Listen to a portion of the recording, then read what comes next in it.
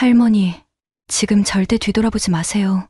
소나무마트 계산대 직원이 영수증과 함께 작은 쪽지를 건네며 속삭였습니다.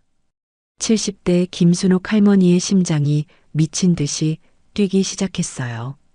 늘 다니던 단골마트, 평범한 월요일 오전. 대체 무슨 일이 벌어지고 있는 걸까요? 할머니는 고개를 숙여 계산대 모니터 화면에 비친 반사로 뒤를 살폈습니다. 그리고 본 것은 3명의 남자가 자신을 미행하고 있었고 그 중엔 믿을 수 없게도 매제 민철이 서 있었습니다. 가족이라 믿었던 사람의 진짜 얼굴을 마주한 그 순간 할머니의 평범했던 일상은 충격적인 반전의 연속이 되었습니다.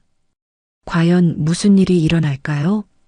구독, 좋아요 눌러주시고 알림 설정해 주시면 새로운 영상을 제일 빠르게 보실 수 있습니다. 지금 어디에서 영상을 보고 계신지 댓글로 남겨주세요. 사연 시작합니다. 김순옥 할머니는 올해 72살이에요. 서울 변두리 한적한 골목에 자리한 작은 다세대 주택의 건물주로 살아가고 계시죠. 하지만 다른 집주인들과는 참 많이 달랐어요. 세입자가 월세를 못 낸다고 하면 순옥 할머니는 오히려 걱정부터 하셨거든요. 아유, 이번 달도 힘드시겠네요. 걱정 마세요. 돈 대신 쌀 한 포대를 사다 주시고 직접 만든 밑반찬까지 정성스럽게 챙겨주시곤 했어요. 2층에 사는 젊은 부부는 신혼이지만 둘 다 일용직이라 수입이 불안정했어요. 아기까지 생기면서 생활이 더욱 팍팍해졌죠. 할머니, 정말 죄송해요. 다음 달엔 꼭. 괜찮아요, 괜찮아. 어려울 때 서로 도와야지. 애기 잘 키우는 게 더 중요해. 3층 옥탑방에는 혼자 사는 대학생 지수가 있었어요. 부모님이 일찍 돌아가셔서 아르바이트로 학비를 벌며 고군분투하고 있었죠. 할머니, 제가 졸업하면 꼭 보답할게요. 공부나 열심히 해. 그게 최고의 보답이야. 이런 일이 한두 번이 아니었어요. 그래서 순옥 할머니의 통장 잔고는 늘 빠듯했지만 마음만큼은 늘 따뜻했답니다. 사실 할머니에게도 아픈 사연이 있었어요. 남편을 일찍 여의고 홀로 자식들을 키웠는데 그 자식들은 모두 외국으로 나가버렸거든요. 엄마, 미국 생활이 바빠서 한국 갈 시간이 없어. 일본에서 사업이 안정되면 모실게요. 연락은 점점 뜸해졌고 송금도 끊어진 지 오래였어요. 하지만 할머니는 원망하지 않았어요. 자식들도 각자 살 길이 바쁠 거야. 나는 이렇게라도 건강하니 고마운 일이지. 그래서 더욱 세입자들을 가족처럼 여기게 되었는지도 몰라요. 매월 첫째 주 월요일이면 할머니만의 특별한 루틴이 있었어요. 먼저 각 층을 돌아다니며 세입자들 안부를 챙기는 거였죠. 지수야, 밥은 잘 먹고 다니니? 2층 부부, 애기 열은 다 떨어졌어? 그리고 나서 소나무 마트에서 일주일치 장을 보고 맞은편 제1은행에서 생활비를 찾아오는 것이 하루 일정이었어요. 10년째 변함없이 지켜온 소중한 일상이었답니다. 오늘도 어김없이 그 루틴을 시작했어요. 2층 신혼부부에게는 아기 이유식용 당근을, 3층 지수에게는 감기 기운이 있다며 꿀차를 건네주었어요. 할머니, 항상 고마워요. 뭘 고마워해. 가족인데. 할머니는 따뜻한 미소를 지으며 검은색 작은 가방을 어깨에 메었어요. 10년째 사용하고 있는 낡은 가방이지만 아직도 튼튼했어요. 안쪽에는 은행에서 찾을 현금을 넣어둘 작은 지갑칸이 따로 마련되어 있었죠. 오늘도 100만 원 정도를 찾을 예정이었어요. 날씨가 참 좋네. 10월 말 월요일 오전 선선한 바람이 기분 좋게 뺨을 스쳐갔어요. 소나무 마트는 집에서 걸어서 10분 거리에 있는 동네 마트였어요. 할머니가 이 동네에 산 지 20년, 그중 10년은 소나무 마트를 이용했으니 진짜 단골이었죠. 할머니, 오늘도 오셨네요. 직원들도 할머니를 가족처럼 반갑게 맞아주었어요. 평상시엔 장 보는 시간도 즐거웠어요. 직원들과 이런저런 동네 이야기를 나누고 가끔은 다른 단골 할머니들과 마주쳐 수다를 떨기도 했죠. 오늘도 그런 평범한 하루가 될 거라고 생각했어요. 장을 보고 은행에서 돈을 찾고 집에 돌아가서 세입자들 저녁을 챙기는, 오늘은 지수 아이 감기약도 사다 줘야지. 할머니는 따뜻한 마음으로 가방끈을 다시 한번 단단히 매고 걸음을 재촉했어요.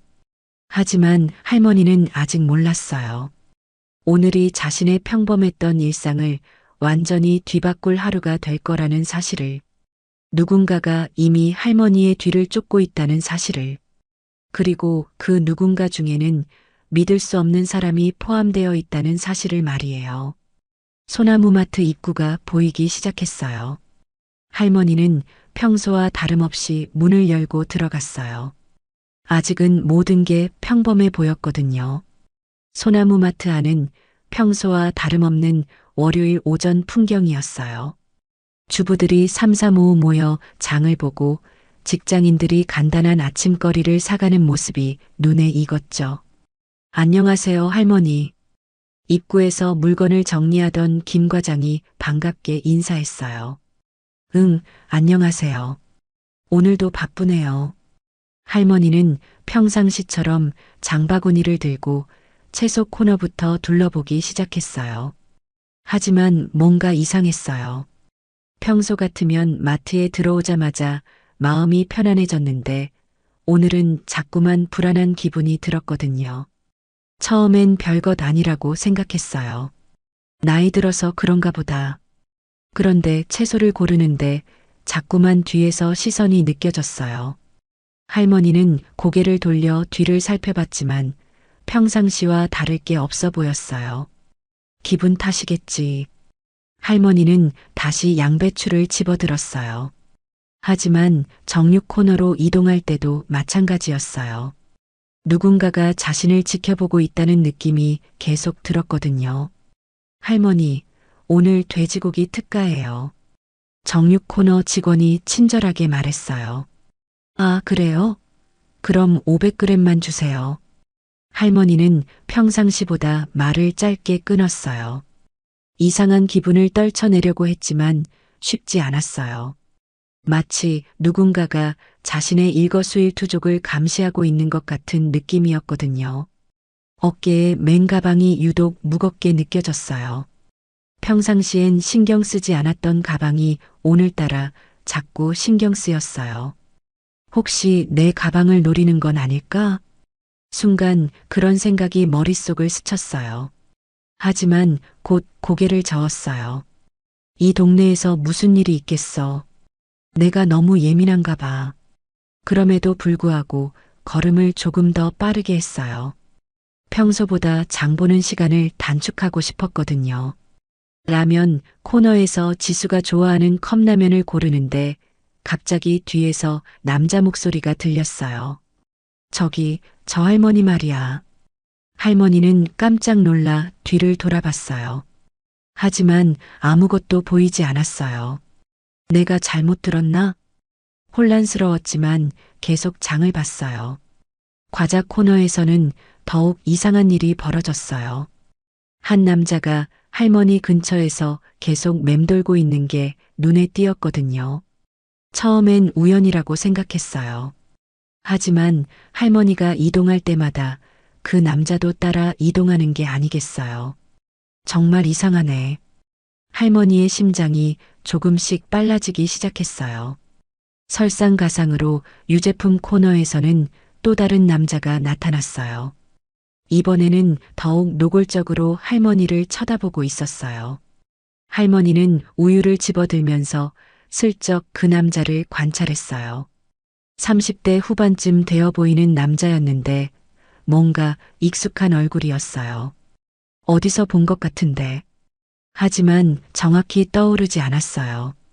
이제 정말 불안해지기 시작했어요. 한 명이면 우연이라고 할 수 있지만 두 명이 동시에 자신을 지켜보고 있다면 분명 무언가 있는 거였어요. 할머니, 괜찮으세요? 마침 지나가던 마트 직원이 할머니의 굳은 표정을 보고 물어봤어요. 아, 네. 괜찮아요. 할머니는 억지로 웃으며 대답했어요. 하지만 속으로는 온갖 생각이 스쳐 지나갔어요. 혹시 강도들인가? 내 가방에 돈이 있는 걸 아는 건가? 그때 세 번째 남자가 나타났어요. 이번에는 정말 깜짝 놀랐어요. 바로 매제 민철이었거든요. 순자 언니의 남편, 그러니까 할머니에게는 매제가 되는 사람이었어요. 민철이 왜 여기 있지? 할머니는 순간 안도했어요. 가족이 있다니 다행이라고 생각했거든요. 하지만 곧 이상함을 느꼈어요. 민철은 할머니를 보지 않고 있었어요. 마치 모른 척 하려는 것처럼 고개를 돌리고 있었거든요. 정말 이상하네. 왜 인사를 안 하지? 할머니는 민철에게 다가가려고 했어요. 그런데 그 순간 민철이 다른 두 남자와 눈짓을 주고받는 게 보였어요. 마치 무언가를 계획하고 있는 것처럼 말이에요. 순간 온몸이 차갑게 식었어요. 설마 그런 건 아니겠지? 하지만 불길한 예감은 점점 커져갔어요. 믿고 싶지 않았지만 상황은 점점 이상한 방향으로 흘러가고 있었어요. 할머니는 가방끈을 더욱 단단히 움켜쥐었어요. 이제 계산하고 빨리 나가야겠어. 하지만 계산대로 가는 길목에서도 그 세 남자들이 자신을 에워싸고 있다는 걸 느꼈어요. 이제 더 이상 우연이 아니라는 확신이 들었어요. 무언가 위험한 일이 일어나려고 하고 있었어요. 그리고 그 중심에는 믿을 수 없게도 가족이 있었어요. 할머니의 손이 떨리기 시작했어요. 평범했던 월요일 오전이 순식간에 악몽으로 변해가고 있었거든요. 할머니는 떨리는 마음을 진정시키려고 노력했어요. 아니야, 내가 너무 예민하게 생각하는 거야. 하지만 계산대로 향하는 발걸음은 점점 무거워졌어요. 세 남자의 시선이 등 뒤에서 따라오는 게 느껴졌거든요. 계산대에는 평소 자주 보던 젊은 여직원이 서 있었어요. 25살쯤 되어 보이는 지연이라는 직원이었죠. 안녕하세요, 할머니. 지연은 평상시와 다름없이 밝게 인사했어요. 응, 안녕하세요. 할머니는 장바구니를 계산대에 올리며 대답했어요. 하지만 지연의 표정이 뭔가 이상했어요. 평소보다 굳어 보였고 자꾸 할머니 뒤쪽을 힐끗힐끗 쳐다보고 있었거든요. 할머니, 오늘 장 많이 보셨네요. 지연은 물건을 스캔하면서 말했지만 목소리에 긴장감이 묻어나왔어요. 응, 세입자들 것도 좀 사야 해서. 할머니도 뭔가 이상함을 느끼고 있었어요. 지연이 물건을 스캔하는 속도가 평소보다 느렸어요. 마치 시간을 끌고 있는 것처럼 보였거든요. 할머니, 혹시 오늘 은행도 가세요? 지연이 조심스럽게 물어봤어요. 응, 언제나 그렇듯이. 왜 그래요? 할머니가 의아해하며 반문했어요. 그때 지연이 갑자기 할머니 뒤를 날카롭게 쳐다봤어요. 그리고는 할머니에게 눈짓을 보냈어요. 할머니, 제가 영수증 좀 확인해 드릴게요. 지연은 평소와 다르게 영수증을 자세히 들여다보기 시작했어요. 할머니는 점점 불안해졌어요. 이 아이도 뭔가 이상해. 그런데 지연이 영수증을 접으면서 작은 종이 하나를 그 사이에 끼워 넣는 게 보였어요. 매우 자연스럽게 아무도 눈치채지 못하게 말이에요. 할머니, 영수증이에요. 지연은 평상시보다 조금 더 큰 목소리로 말하며 영수증을 건넸어요. 할머니가 영수증을 받는 순간 지연이 작은 목소리로 속삭였어요. 할머니, 영수증 꼭 확인해 보세요. 그 말에는 간절함이 담겨 있었어요. 할머니는 영수증을 받으면서 뭔가 다른 종이가 함께 있다는 걸 느꼈어요. 고마워요. 할머니는 일단 평상시처럼 대답했어요. 하지만 가방에 장을 넣으면서 슬쩍 영수증을 펼쳐봤어요. 그 안에 작은 메모지가 끼워져 있었어요. 할머니는 주변을 살피며 조심스럽게 그 메모지를 읽었어요. 손글씨로 급하게 쓴 글이었어요. 할머니, 절대 뒤돌아보지 마세요. 지금 위험해요. 순간 온몸에 소름이 돋았어요. 할머니의 심장이 미친 듯이 뛰기 시작했어요. 경찰을 부르고 있어요. 조금만 기다리세요. 그 다음 줄을 읽는 순간 할머니는 현실이 믿어지지 않았어요. 정말로 위험한 상황에 처해 있다는 걸 깨달았거든요. 손이 덜덜 떨렸어요. 메모지를 다시 영수증 사이에 끼워 넣으며 최대한 태연한 척 했어요. 지연아, 고마워. 할머니는 평상시보다 더 따뜻하게 말했어요. 지연은 걱정스러운 눈빛으로 할머니를 바라보며 고개를 끄덕였어요. 할머니, 조심해서 가세요. 그 말 속에는 무사히 넘어가세요라는 간절한 바람이 담겨 있었어요. 할머니는 지연의 용기에 고마움을 느꼈어요. 가방을 메고 계산대에서 벗어나려는 순간 등 뒤에서 발걸음 소리가 들렸어요. 여러 명의 남자들이 따라오고 있다는 걸 소리만으로도 알 수 있었어요. 절대 뒤돌아보지 말라고 했지. 할머니는 지연의 경고를 떠올리며 고개를 돌리지 않았어요. 하지만 호기심과 두려움이 동시에 밀려왔어요. 대체 누가 나를 쫓고 있는 거지? 그리고 왜? 마트 출구까지는 불과 몇 미터였어요. 하지만 그 거리가 끝없이 멀게 느껴졌어요.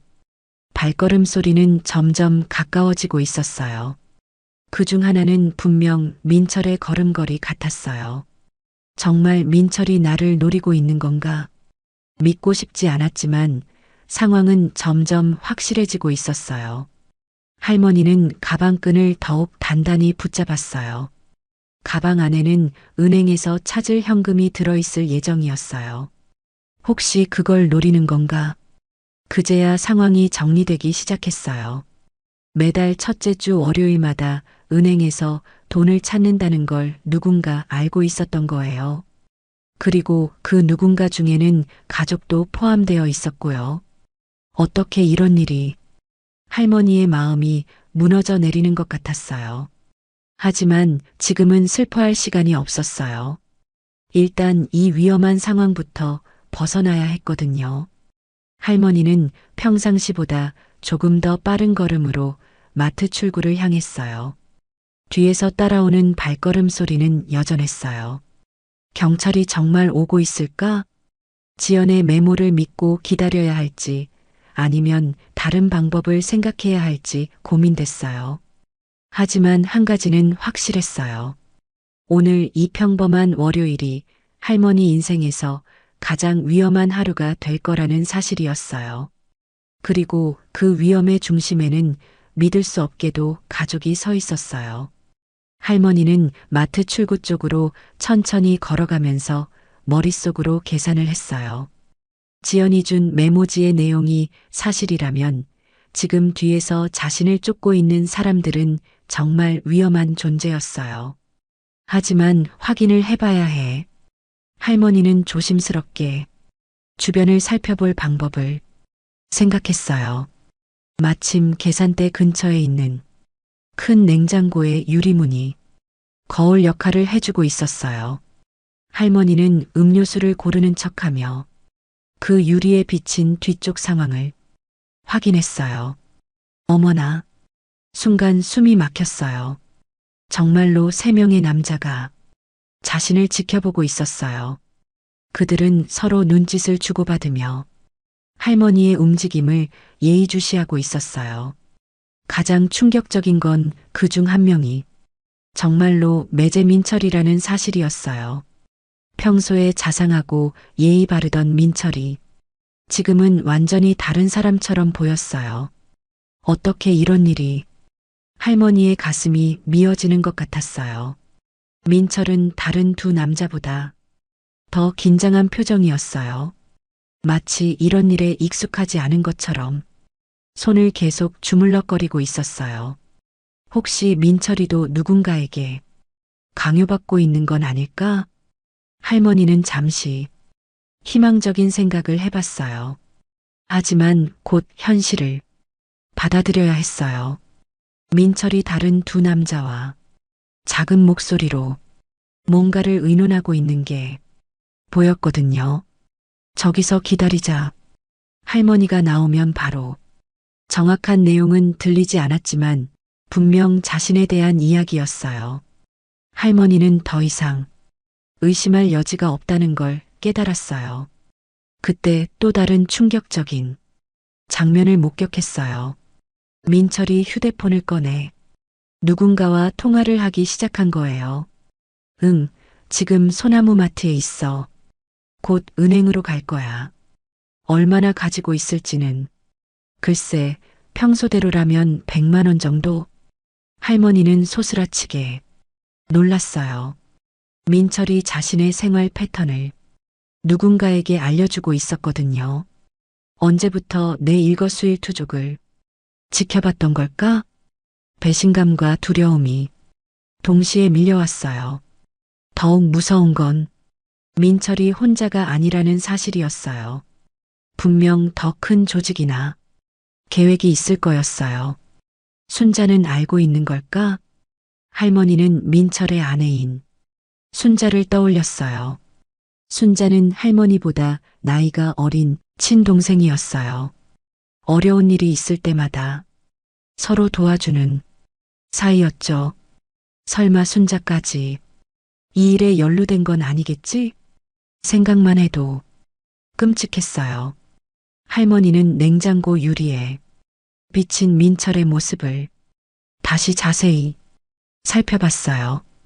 평소의 온화한 모습은 온데간데 없고 날카롭고 초조한 표정이었어요. 돈이 그렇게 절실했나? 할머니는 민철의 사정을 생각해 봤어요. 최근에 사업이 어렵다는 이야기를 들었던 것 같았어요. 하지만 그렇다고 해서 이런 짓을 할 줄은 몰랐어요. 민철이 통화를 끝내고 다른 두 남자와 다시 의논을 시작했어요. 이번에는 조금 더 목소리가 컸어요. 은행 앞에서 기다리는 게 나을까? 아니야, 여기서 바로 하자. 할머니는 등골이 서늘해졌어요.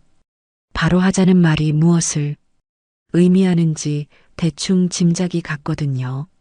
지연이가 정말로 경찰을 불렀을까? 할머니는 간절히 기도했어요. 그런데 마침 입구 쪽에서 움직임이 포착됐어요. 평소보다 옷차림이 단정한 남자 두 명이 마트 안으로 들어오고 있었어요. 혹시 저분들이? 할머니는 희망을 품었어요. 하지만 확실하지 않았어요. 그냥 일반 손님일 수도 있었거든요. 그때 민철과 다른 남자들도 그 두 사람을 눈치챘어요. 갑자기 그들이 표정이 굳어졌어요. 뭔가 이상한데? 저 사람들 처음 보는 얼굴인데? 민철이 다른 남자에게 속삭이는 소리가 들렸어요. 그들도 뭔가 낌새를 눈치챈 것 같았어요. 할머니가 냉장고 유리에 비친 상황을 지켜보고 있을 때 갑자기 뒤에서 친숙한 목소리가 들렸어요. 어머, 처영. 순간 할머니의 온몸이 굳어졌어요. 민철의 목소리였거든요. 천천히 뒤돌아보니 민철이 억지로 지은 듯한 웃음을 띠며 다가오고 있었어요. 평소에 자상한 모습이었지만 어딘지 부자연스러웠어요. 민철아, 여기서 웬일이야? 할머니는 최대한 자연스럽게 대답하려고 했어요. 하지만 속으로는 심장이 미친 듯이 뛰고 있었어요. 지연의 메모와 방금 전 목격한 장면들이 머릿속을 맴돌았거든요. 아, 저도 이 근처에서 일이 있어서 들렀다가 처형을 뵙게 되네요. 민철은 평상시보다 조금 더 큰 소리로 말했어요. 하지만 할머니는 알 수 있었어요. 민철의 눈이 자꾸만 자신의 가방을 향하고 있다는 것을요. 그래, 무슨 일로? 이 동네까지? 할머니는 대화를 이어가면서 주변 상황을 파악하려고 했어요. 아, 친구 만나는 일로요. 처형은 오늘도 장 보러 오셨군요. 민철의 답변은 너무 뻔뻔했어요.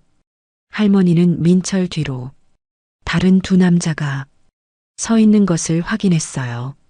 그들은 조금 떨어진 거리에서 이쪽을 주시하고 있었어요. 응, 세입자들 먹을 것도 좀 사야 해서. 할머니는 평상시처럼 대답했지만 목소리가 약간 떨렸어요. 민철이 그 떨림을 눈치챘는지 더욱 친근하게 굴기 시작했어요. 처형, 요즘 어떻게 지내세요? 순자가 자주 안부를 묻더라고요. 순자는 잘 있지? 할머니는 순자 이야기가 나오자 마음이 더욱 복잡해졌어요. 순자는 정말 이 일을 모르고 있을까요? 아니면 알고 있을까요? 할머니는 상상하고 싶지 않았어요. 네, 잘 있어요.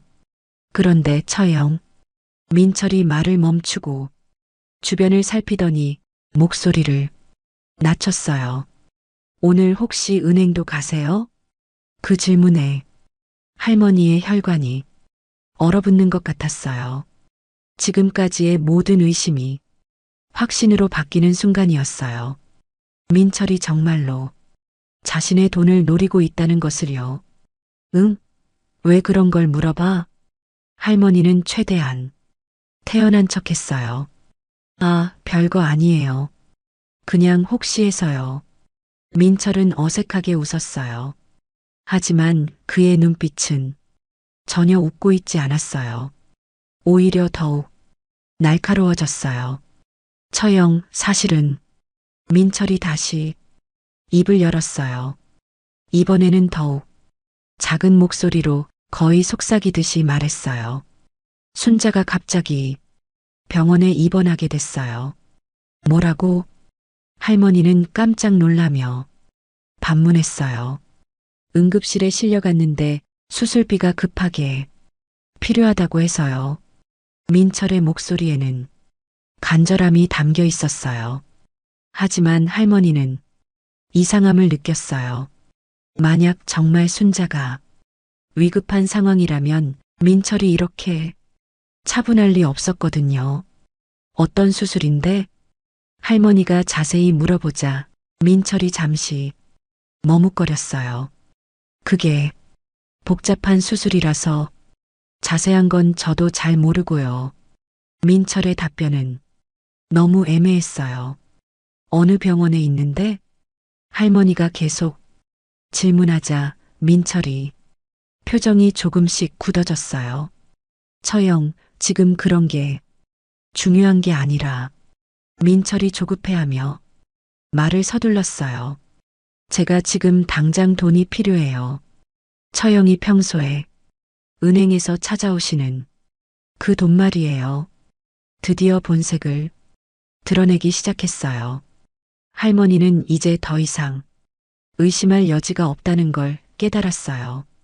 민철이 정말로 자신의 돈을 노리고 있었고 순자의 병원비는 거짓말이었어요. 민철아, 순자가 정말 아픈 거야? 할머니가 직접적으로 물어보자 민철의 얼굴이 붉어졌어요. 처형, 지금 그런 걸 따질 시간이 없어요. 제발 도와주세요. 민철의 목소리가 점점 다급해졌어요.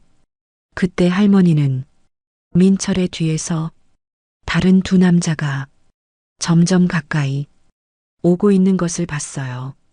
상황이 점점 위험해지고 있었어요. 민철아, 나는 내가 이런 아이가 아닌 줄 알았는데. 할머니의 목소리에는 실망과 슬픔이 담겨 있었어요. 처형, 저도 어쩔 수 없어요. 제발 이해해 주세요.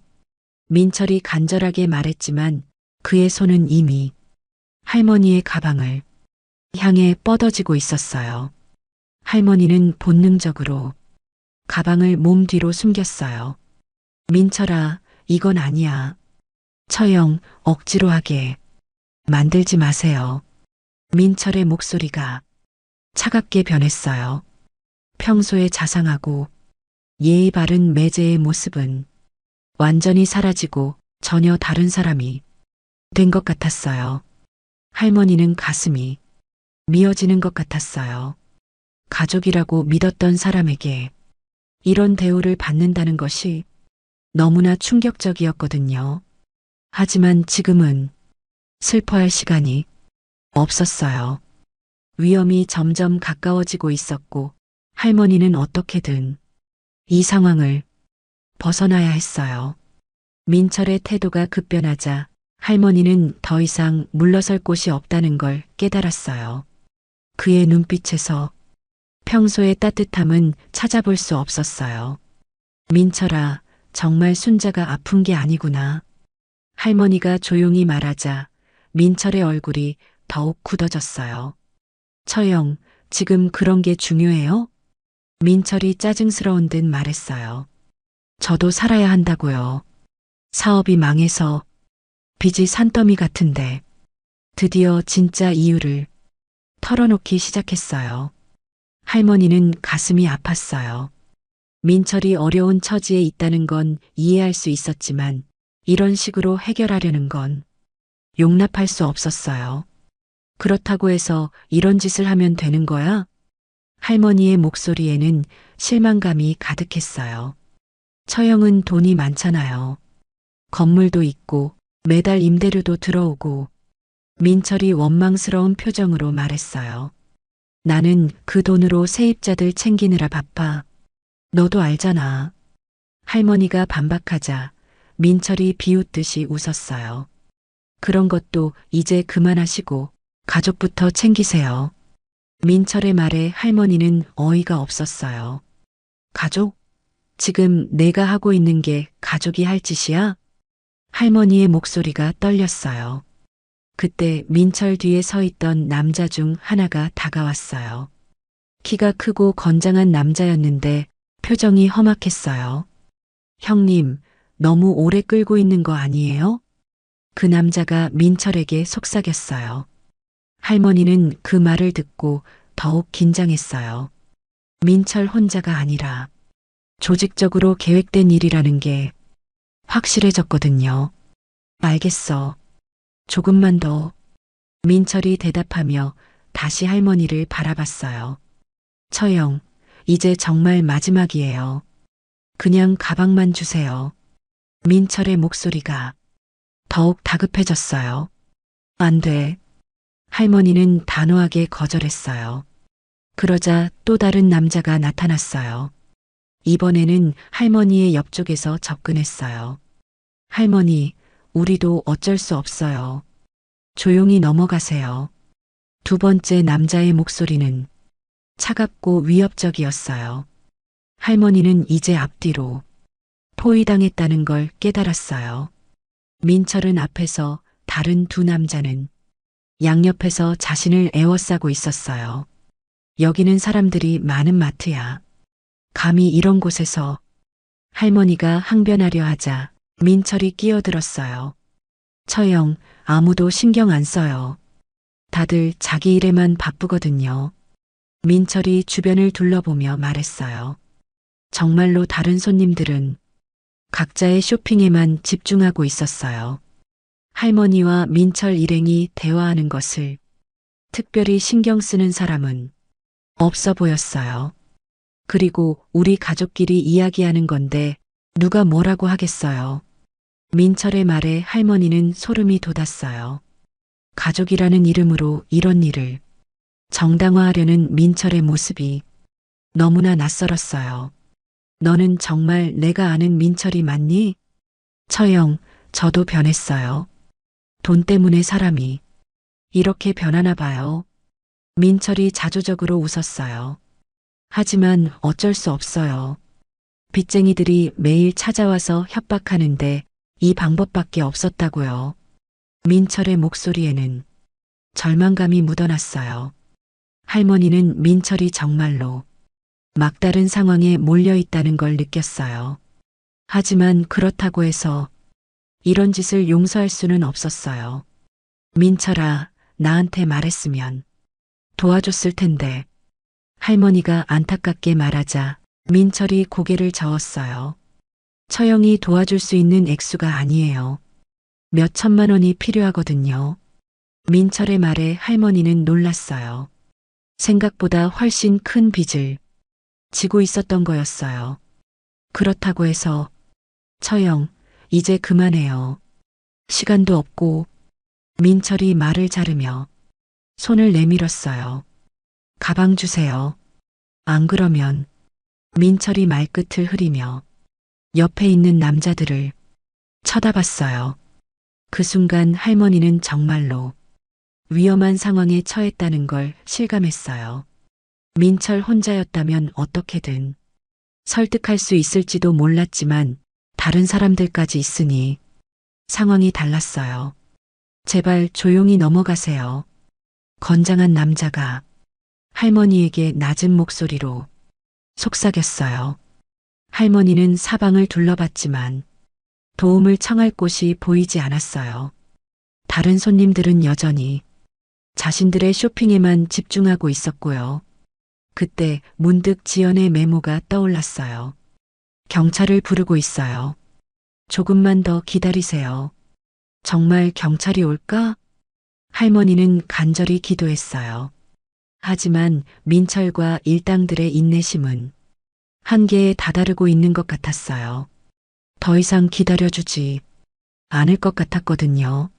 마지막으로 한 번 더 묻겠어요. 가방 주실 거예요? 안 주실 거예요? 민철의 목소리가 차갑게 식었어요. 할머니는 결단을 내려야 하는 순간이 왔다는 걸 깨달았어요. 하지만 쉽게 포기할 수는 없었어요. 그 돈은 단순한 돈이 아니라 세입자들을 돌보기 위해 필요한 소중한 돈이었거든요. 할머니가 마지막 결단을 내리려는 바로 그 순간이었어요. 소나무 마트 입구 문이 힘차게 열리면서 두 명의 남자가 들어왔어요. 민철과 일당들은 처음에는 별로 신경 쓰지 않았어요. 하지만 그 두 남자의 걸음걸이와 시선이 심상치 않았어요. 뭔가 이상한데? 민철 옆에 있던 건장한 남자가 속삭였어요. 그 두 남자는 다른 손님들과는 확연히 다른 분위기였어요. 옷차림도 깔끔하고 무엇보다 주변을 예리하게 관찰하고 있었거든요. 경찰인 것 같은데. 또 다른 남자가 긴장한 목소리로 말했어요. 민철의 얼굴이 급격히 굳어졌어요. 설마. 바로 그때 두 남자 중 한 명이 지연에게 다가가서 뭔가를 보여주었어요. 경찰 신분증이었어요. 지연이 안도한 표정으로 고개를 끄덕이며 할머니 쪽을 가리켰어요. 그 순간 모든 게 확실해졌어요. 지연이가 정말로 경찰을 불렀구나. 할머니는 가슴이 벅차올랐어요. 한 명의 경찰관이 할머니 쪽으로 천천히 걸어오기 시작했어요. 다른 한 명은 출입구 쪽에서 대기하고 있었어요. 어떻게 하지? 민철이 당황하며 좌우를 둘러봤어요. 하지만 이미 늦었어요. 경찰관이 할머니에게서 불과 몇 미터 떨어진 곳까지 와 있었거든요. 저기 있는 분들 잠시만요. 경찰관의 목소리가 마트 안에 울려 퍼졌어요. 그 순간 민철과 일당들이 서로 눈빛을 주고받았어요. 도망칠 생각을 하는 것 같았어요. 움직이지 마세요. 출입구에 있던 경찰관이 큰 소리로 외쳤어요. 하지만 민철 일당 중 한 명이 반대편 출구로 달리기 시작했어요. 마침 거기에도 경찰관 한 명이 더 기다리고 있었어요. 어머나, 경찰이 이렇게 많이. 할머니는 깜짝 놀랐어요. 생각보다 훨씬 체계적으로 준비된 작전이었어요. 지연이 단순히 신고만 한 게 아니라 상황을 자세히 설명했던 것 같았어요. 모두 손을 들고 그 자리에 서 있으세요. 경찰관의 명령이 떨어졌어요. 민철은 완전히 얼어붙은 상태였어요. 손을 들어야 할지 말아야 할지 몰라서 우왕좌왕하고 있었어요. 민철 씨 맞죠? 경찰관이 민철을 정확히 지목했어요. 지연이 상황을 신고할 때 민철의 신상 정보까지 알려준 것 같았어요.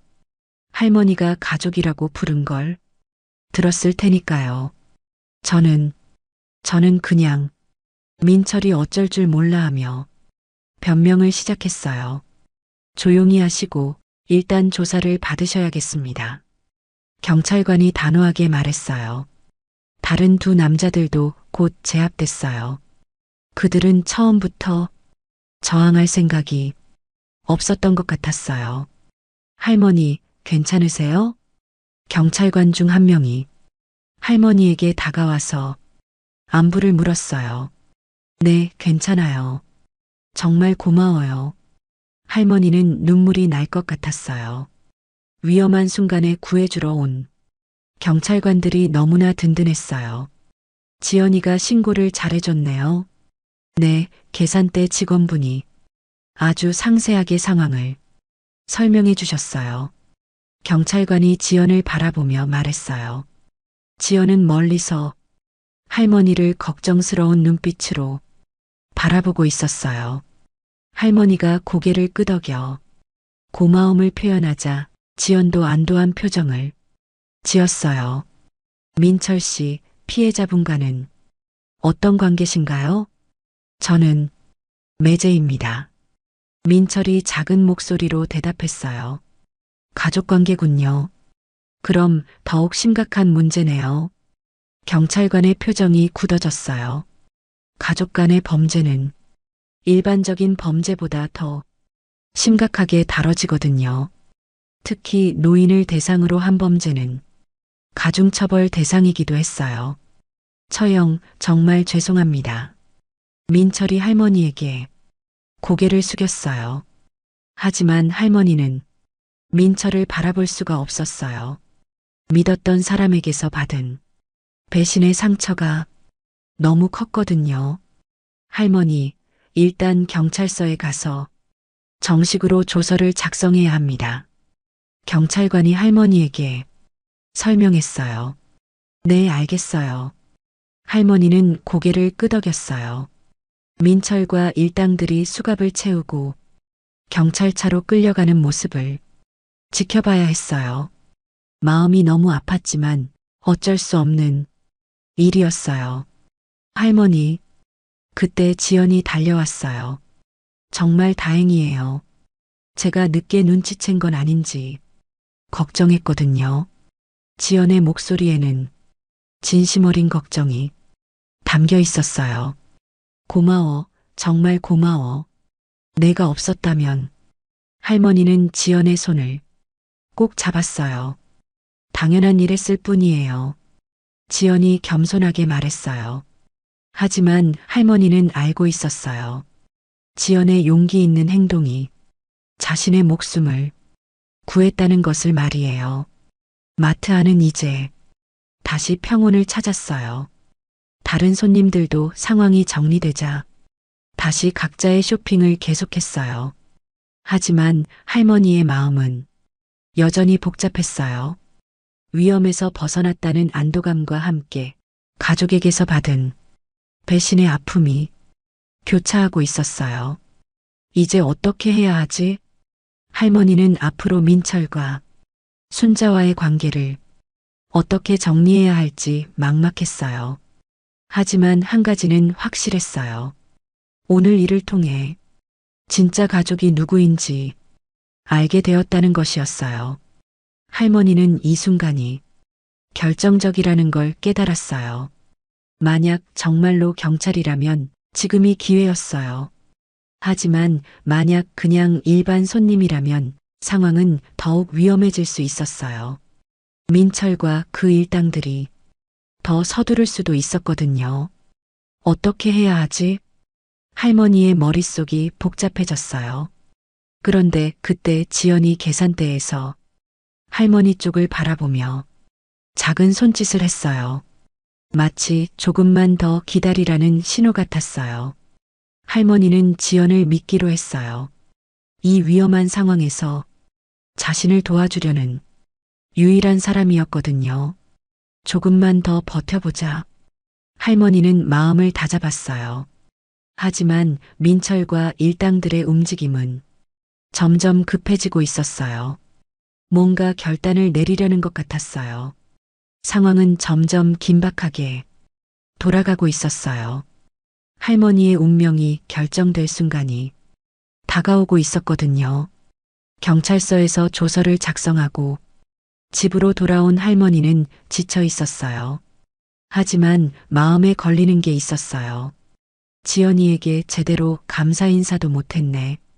오늘 일을 생각하면 생각할수록 지연의 용기가 얼마나 대단했는지 깨달았어요. 다음 날 오전 할머니는 소나무 마트를 다시 찾았어요. 어제의 일이 악몽 같았지만 지연에게 고마움을 전하고 싶었거든요. 어머 할머니. 지연이 할머니를 보자마자 반갑게 달려왔어요. 어제 정말 고생 많았어요. 괜찮으세요? 지연의 첫 마디는 할머니 안부를 묻는 것이었어요. 나는 괜찮아. 오히려 너한테 고마워서 왔어. 할머니가 지연의 손을 잡으며 말했어요. 정말 고마워, 지연아. 내가 아니었다면 큰일 날 뻔했어. 할머니의 목소리에는 진심이 가득 담겨 있었어요. 별 말씀을요. 당연한 일 했을 뿐이에요. 지연이 겸손하게 대답했어요. 하지만 할머니는 알고 있었어요. 지연의 행동이 결코 쉬운 일이 아니었다는 걸요. 다른 사람의 일에 나서서 도움을 주는 건 용기가 필요한 일이었거든요. 지연아, 그런데 너는 어떻게 해? 그 상황을 눈치챘니? 할머니가 궁금해서 물어봤어요. 사실 저 남자들이 할머니 따라다니는 걸 일찍부터 봤거든요. 지연이 어제 상황을 설명하기 시작했어요. 처음에는 우연인 줄 알았는데 계속 할머니 주변을 맴도는 게 이상했어요. 지연의 관찰력이 예상보다 뛰어났어요. 특히 그 남자분이 할머니를 처형이라고 부르면서도 표정이 전혀 반갑지 않아 보였거든요. 지연은 민철의 부자연스러운 태도까지 눈치채고 있었어요. 그래서 경찰을 부른 거야? 할머니가 다시 물어보자 지연이 고개를 끄덕였어요. 네, 뭔가 위험한 느낌이 들어서 바로 112에 신고했어요. 지연의 판단력과 행동력이 정말 대단했어요. 고마워, 정말 고마워. 할머니는 연신 고마움을 표현했어요. 그런데 지연이 잠시 망설이더니 조심스럽게 입을 열었어요. 할머니, 혹시 그런데 저 기억 안 나세요? 응? 뭔 소리야? 할머니가 의아해하며 반문했어요. 지연이 미소를 지으며 할머니를 바라봤어요. 사실 저 할머니를 예전부터 알고 있었어요. 그래, 언제부터? 할머니는 더욱 궁금해졌어요. 5년 전에 저희 가족이 할머니 건물에 살았거든요. 지연의 말에 할머니가 깜짝 놀랐어요. 정말? 어느 집에 살았는데? 할머니가 기억을 떠올려 보려고 했어요. 3층 옥탑방이요. 저희 어머니가 당시에 많이 아프셨어요. 지연의 말에 할머니의 기억이 되살아나기 시작했어요. 혹시 박지연? 할머니가 조심스럽게 물어보자 지연이 환하게 웃었어요. 네, 맞아요. 기억해 주시는군요. 지연이 기뻐하며 대답했어요. 할머니는 이제야 모든 게 이해됐어요. 왜 지연이 그렇게 자신을 걱정해 줬는지, 왜 그렇게 용기 있게 행동했는지 말이에요. 어머나, 그 지연이가 너였구나. 할머니는 감동받은 표정으로 지연을 바라봤어요. 어머니는 지금 어떻게 지내시니? 할머니가 관심 있게 물어보자 지연의 표정이 밝아졌어요. 완전히 건강해지셨어요. 할머니 덕분이에요. 지연의 목소리에는 감사함이 가득했어요. 할머니는 5년 전 일을 떠올렸어요. 지연의 어머니가 심한 병으로 고생하고 있을 때 할머니는 월세를 받지 않았을 뿐만 아니라 병원비까지 보탰던 기억이 났어요. 그때 저희가 정말 어려웠거든요. 지연이 과거를 회상하며 말했어요. 아버지는 사업 실패로 집을 나가시고 어머니는 아프시고 지연의 목소리가 약간 떨렸어요. 저는 고등학생이었는데 아르바이트로 생활비를 벌어야 했어요. 그때의 어려웠던 상황들이 생생하게 기억났어요. 할머니가 월세를 안 받아주시고 쌀이랑 반찬까지 갖다 주셔서 버틸 수 있었어요. 지연의 눈가가 촉촉해졌어요. 할머니도 그때를 떠올리니 마음이 따뜻해졌어요. 어려운 가정을 도와준 일이 이렇게 큰 보답으로 돌아올 줄은 몰랐거든요. 뭘 그런 걸 기억해. 당연한 일한 거야. 할머니가 겸손하게 말했어요. 아니에요. 할머니가 아니었다면 저희 가족이 어떻게 됐을지 몰라요. 지연이 진심으로 고마워했어요. 그래서 어머니가 건강해지시고 나서도 항상 할머니 이야기를 하셨어요. 지연의 어머니도 할머니의 은혜를 잊지 않고 있었던 거예요. 언젠가 꼭 보답하고 싶다고 하셨거든요. 지연의 말에 할머니는 가슴이 뭉클했어요. 그런데 이렇게 기회가 생긴 거죠. 지연이 미소를 지으며 말했어요. 어제 제가 할머니를 도울 수 있어서 정말 다행이었어요. 지연의 목소리에는 기쁨이 가득했어요. 할머니는 이제 모든 게 이해됐어요. 지연이 왜 그렇게 세심하게 자신을 챙겨줬는지, 왜 그렇게 용감하게 행동할 수 있었는지 말이에요. 지연아, 정말 내가 그때 그 아이였구나. 할머니는 지연의 손을 꼭 잡으며 감동에 겨워했어요. 5년이라는 시간이 흘렀지만 지연의 얼굴에서 예전의 모습을 찾을 수 있었어요. 그때는 어려운 상황 속에서도 밝게 웃던 고등학생이었는데 이제는 의젓한 성인이 되어 있었어요. 할머니께 받은 은혜를 어떻게 잊을 수 있겠어요.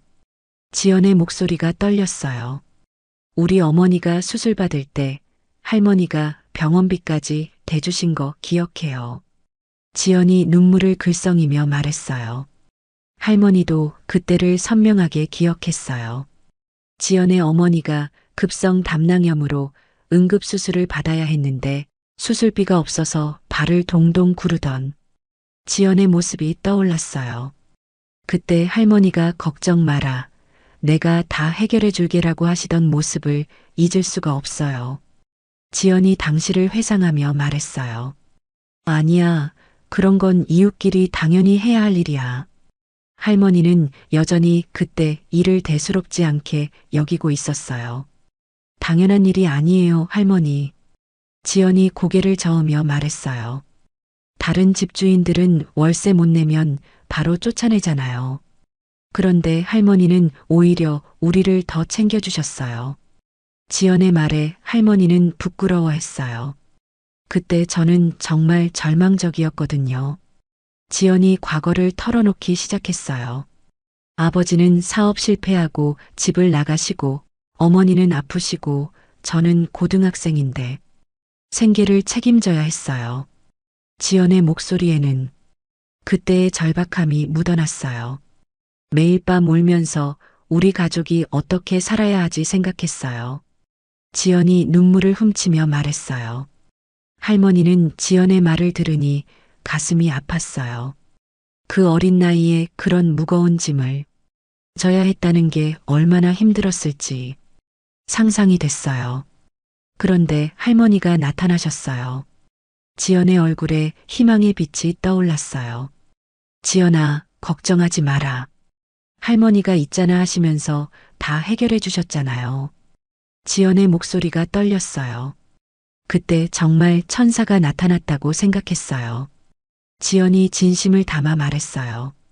할머니는 당시를 떠올려 보니 자신도 쉽지 않은 결정이었다는 걸 기억했어요.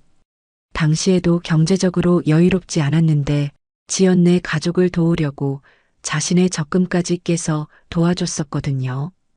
어머니 수술이 성공하고 나서 저희가 할머니께 얼마나 고마워했는지 몰라요. 지연이 감격스럽게 말했어요. 어머니가 건강해지시고 나서 좋은 직장도 구하시고 저도 대학에 진학할 수 있었어요. 지연의 인생이 완전히 달라진 거였어요. 그런데 그때 저희가 다른 곳으로 이사 가면서 인사도 제대로 못 드리고 떠났잖아요. 지연이 미안해하며 말했어요. 할머니는 기억났어요. 지연네 가족이 어머니의 직장 때문에 다른 지역으로 이사를 가게 되었는데 바쁜 일정 때문에 급하게 떠났었어요. 그때부터 계속 할머니를 찾고 있었어요. 지연이 놀라운 이야기를 털어놓았어요.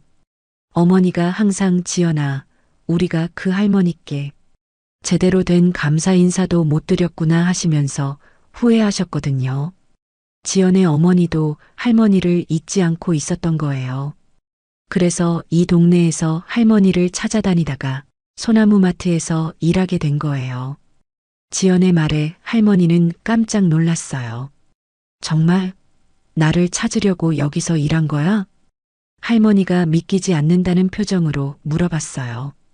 네, 할머니가 이 근처에서 살고 계실 거라고 생각해서요.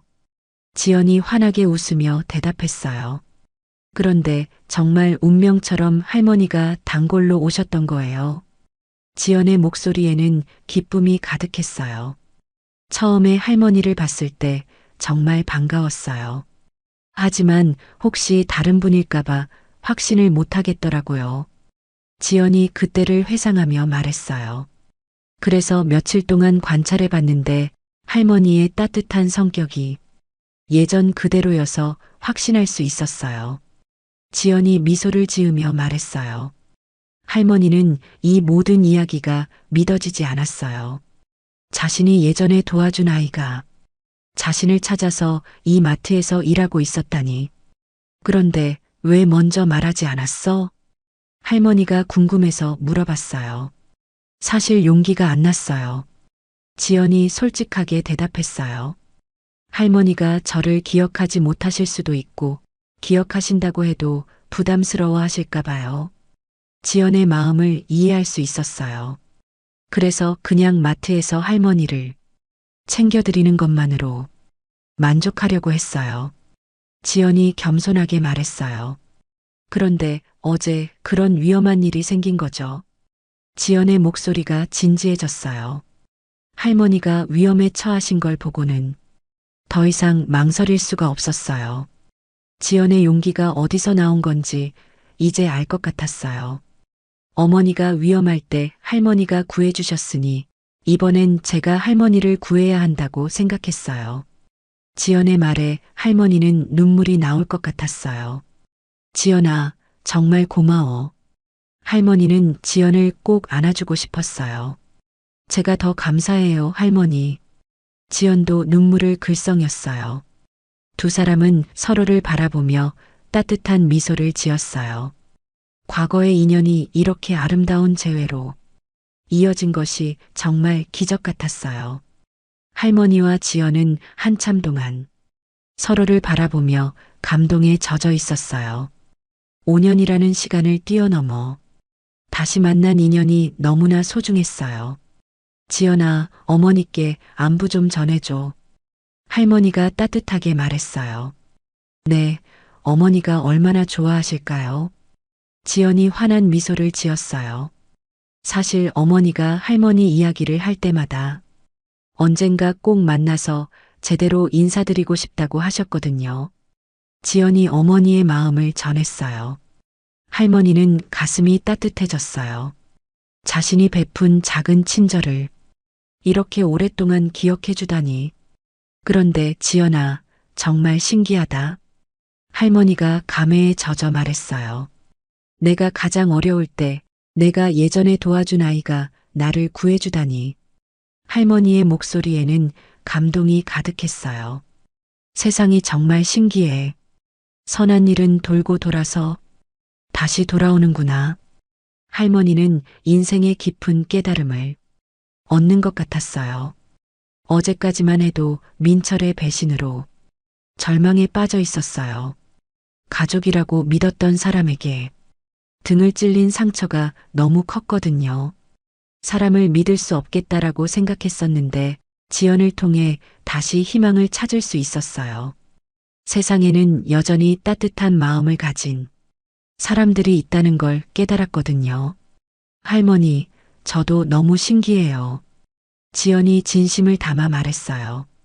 할머니를 찾으려고 이 마트에서 일을 시작했는데 정말로 할머니를 만날 수 있었고 게다가 할머니를 도울 수 있는 기회까지 생기다니 지연도 운명의 신비로움을 느끼고 있었어요.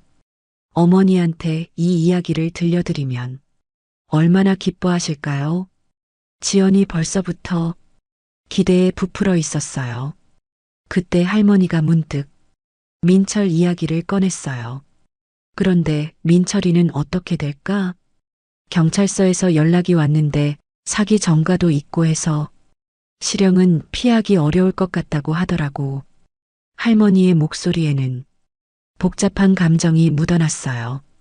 분명 민철이 잘못한 일이지만 그래도 가족이었던 만큼 마음 한편이 아팠어요. 순자는 정말 아무것도 몰랐을까? 할머니, 너무 마음 아파하지 마세요. 지연이 할머니를 위로했어요. 민철 씨가 잘못한 일이지 할머니가 잘못한 게 아니잖아요. 지연의 말이 할머니의 마음을 조금 달래주었어요. 그리고 할머니는 여전히 많은 사람들에게 사랑받고 계세요. 지연이 따뜻하게 말했어요. 세입자분들도 할머니를 진짜 가족처럼 생각하시잖아요. 지연의 말에 할머니가 고개를 끄덕였어요. 정말로 할머니의 세입자들은 할머니를 친어머니처럼 따랐어요.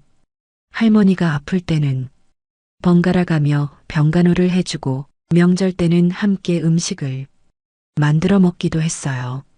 맞아, 진짜 가족은 피가 섞인 사람이 아니라 마음으로 이어진 사람들이구나. 할머니는 새로운 깨달음을 얻었어요.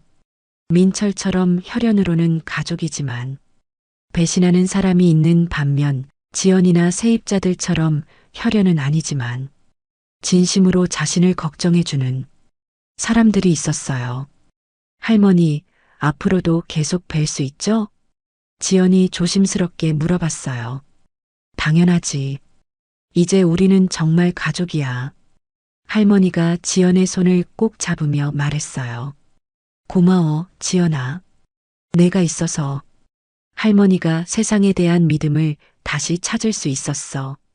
할머니의 목소리에는 진심 어린 감사가 담겨 있었어요. 할머니, 저야말로 감사해요. 할머니 덕분에 제가 어떤 사람이 되어야 하는지 배웠거든요. 지연도 감동받은 표정으로 말했어요. 두 사람은 서로에게서 삶의 소중한 가치를 배우고 있었어요. 베푸는 것의 아름다움과 감사하는 마음의 소중함을 말이에요. 어머니께 꼭 전해줘. 할머니가 보고 싶다고. 할머니가 지연에게 당부했어요. 네, 꼭 전해드릴게요. 어머니가 얼마나 기뻐하실지 벌써부터 상상이 돼요. 지연이 밝게 웃었어요. 할머니는 마트를 나서면서 뒤돌아봤어요. 어제는 위험과 배신이 가득했던 이곳이 오늘은 감동과 희망이 넘치는 곳이 되었어요. 정말 인생은 한치 앞을 알 수 없구나. 할머니는 깊은 감회에 젖어 중얼거렸어요. 집으로 돌아가는 길, 할머니의 마음은 한결 가벼워져 있었어요. 민철의 배신으로 받은 상처는 여전히 아팠지만 지연과의 재회로 인해 더 큰 위로를 받았어요. 내가 베푼 작은 친절이 이렇게 큰 보답으로 돌아오다니. 할머니는 세상의 신비로운 순환을 실감했어요. 그날 밤 할머니는 일기장에 이런 글을 썼어요. 오늘 나는 배웠다. 진짜 가족은 혈연이 아니라 마음이라는 것을. 그리고 선한 행동은 반드시 선한 결과로 돌아온다는 것을. 소나무 마트에서 시작된 하루는 이렇게 아름다운 깨달음으로 마무리되었어요. 위기와 절망이 있었지만 결국 희망과 감동이 승리한 하루였어요. 할머니는 잠들기 전 마지막으로 생각했어요. 내일도 세입자들을 잘 챙기고 어려운 이웃들을 도와야겠다. 그것이 나를 지켜주는 가장 확실한 방법이구나. 평범한 소나무 마트에서 일어난 특별한 하루. 그날은 할머니에게 배신과 구원, 절망과 희망이 교차한 인생의 소중한 전환점이 되었어요. 오늘도 함께 해주셔서 감사합니다. 좋아요와 구독 눌러주시면 더 많은 감동 이야기로 찾아뵐게요. 여러분의 일상에도 따뜻한 기적이 일어나길 바랍니다.